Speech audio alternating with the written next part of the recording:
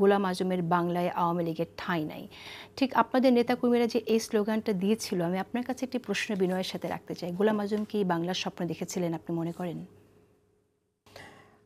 আপনি যে প্রশ্নটা করেছেন আমি সরাসরি আগে সেই প্রশ্নটাই উত্তর দিতে চাই। বাংলাদেশের আদালত অধ্যাপক গোলাম আজমকে বাংলাদেশের একজন নাগরিক হিসেবে ঘোষণা করেছে দীর্ঘ আইনি লড়াইয়ের পরে।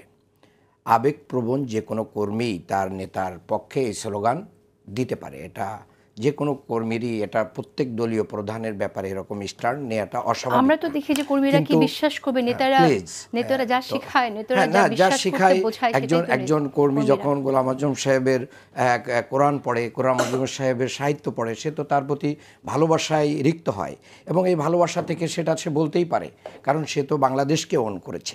বাংলাদেশের পরবর্তীতে জামাত ইসলামী যে রোল প্লে করেছে, বাংলাদেশকে ওন করেই সেই রোলটা প্লে করেছে। কাজেই বাংলাদেশে যে ইতিহাস, শাহজালালের, শাহ মখদুমের ইতিহাস, শাহপরানের ইতিহাস, খানজাহান আলীর ইতিহাস, এই ধারাবাহিকতায় গোলাম আজম এই বাংলাদেশের স্বপ্ন দেখেছিলেন কিনা, এই বাংলাদেশের স্বপ্ন দেখেছিলেন কিনা একথা তো উনি সুস্পষ্টভাবে ক্লিয়ার করে দিয়েছেন।